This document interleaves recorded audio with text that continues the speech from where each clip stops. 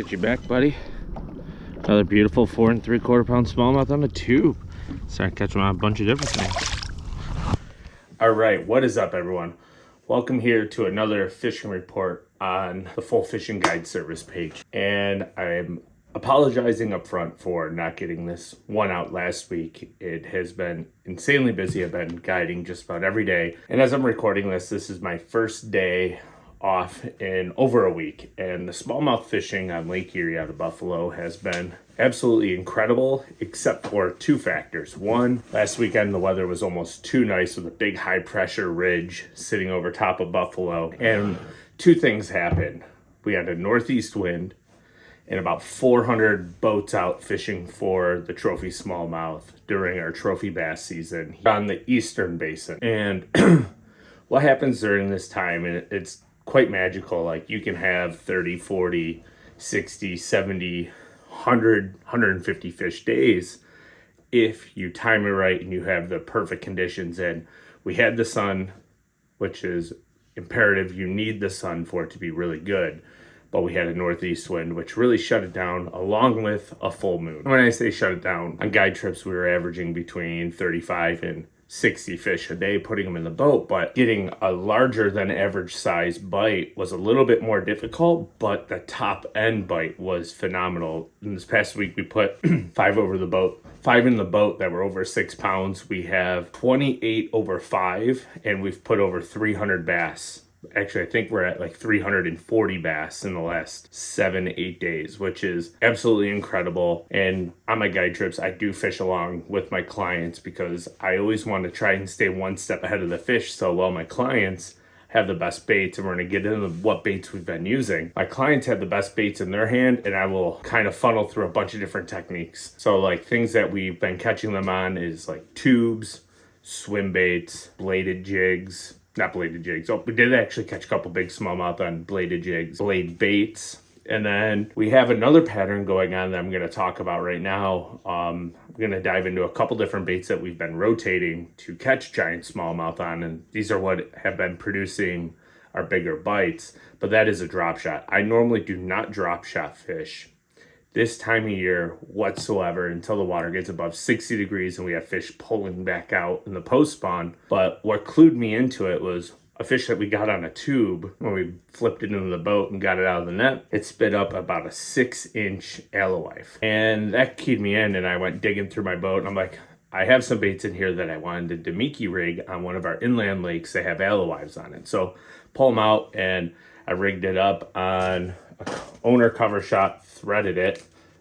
I was actually using a size 2, and it was a minnow style bait like this baby Z2 in the color The Deal. And yeah, as soon as we put that on, we started getting bigger than average bites, and then I started rotating through a bunch of different colors, like this pearl one, smoky shad was another good one. I think this one is gray glimmer that got a couple of really big bites. So it didn't really matter what color it was. You just had to focus on what the fish were eating, and that was alewives. Now, depths on where to look for the smallmouth right now, you're looking at anywhere from 5 foot of water where we're catching them on a jerkbait and a stunner, really good, all the way up to about 40 foot, and you're looking for those standard typical wintering holes moving up into a pre-spawn transition. So anywhere on the lake where you have really good structure with a steep contour line drop is where these smallmouth are going to really congregate, and you can really target them well. But the one thing I will advise you on is spend a lot of time in the seat, because the bass right now, it seems like because of the northeast wind, are in tiny, tiny areas. And when you get like 4 or 5 or 6 in a row, you got to move on to the next school and find them. On my guide trips, I've actually had to spend a lot of seat time just trying to relocate bass instead of just aimlessly drifting. I find aimlessly drifting or driving around, scanning, looking for the fish are equally effective. Just one, you have lines in the water, and the other one, you are searching for the fish, guaranteeing, hopefully, to put more bass in the boat. And yes, you will catch fish on the drift. A lot of people drift fish for smallmouth. I particularly love to spot lock on them off the school 100, 150 feet away and make a long cast to them and really try to dial them in that way. I feel like it's a little bit easier to explain, and it's more educational based on my guide trips to teach somebody how to fish that way, as opposed to just aimlessly drifting, dragging a swim bait or a tube. And don't get me wrong, we do that on certain days when it calls for that bite. You're dragging 300 yards of line or 300 feet of line out from the boat just to get them to bite. We will do that, but the way that I have been targeting these fish with casting it out, letting it get to the bottom, and slowly working it back to the bait, it seems to be effective for really big bites, and that's what we're going to stick with until the fish really get heavy into that spawn phase here in the next few weeks. Everything is what it seems like is about 10 days behind right now compared to last year. So I'm really waiting to see what happens in the next 5 to 10 days to see where that transition comes and these fish really slide up and start getting ready to hop on bed and produce more trophy smallmouth for everyone who wants to come up here. Now, if you're looking to book a guide trip, my link is down below in the description. Fullfishingguideservice.com is my website. All my contact info is there. So if you really want to come up to Western New York, get on one of the best smallmouth fisheries in the world and have a shot at catching your PB and giant smallmouth through the day, hit me up and let's get out there and go catch some fish. In the meantime, though, since you're here and you've made it this far, hit that subscribe button, leave a comment down below, maybe what techniques you're using right now this time of year. And yeah, we'll see you guys next week for the weekly fishing report.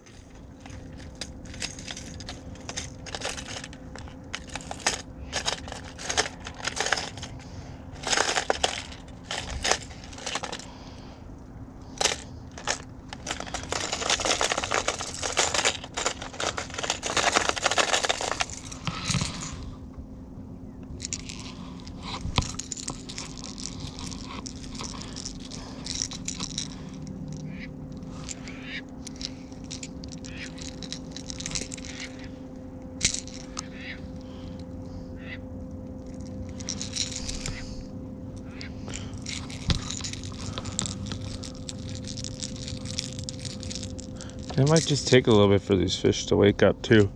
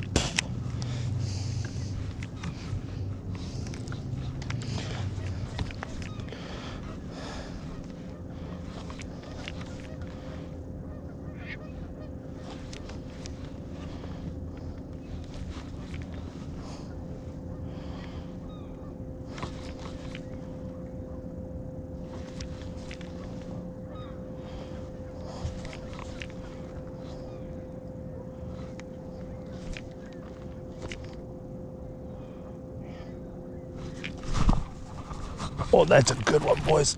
Oh, yeah, that's a real good one.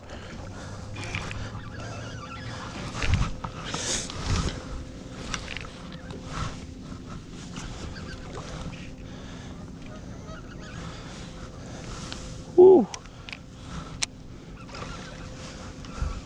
Oh, they are loaded on that screen.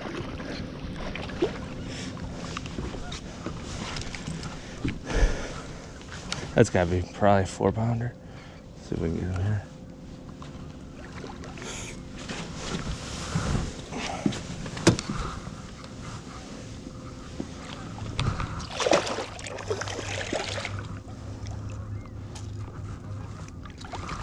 Oh yeah, look at that thick old pig right there. Boy, provoke. Thank you, Bailey. T-boned it. I watched him chase it. There is a mother load of them right there. Let's get a weight on that beautiful fish.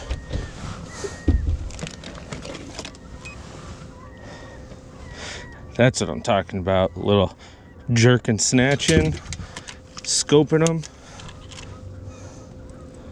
Shooting for 20 pounds today and get them off the ground there.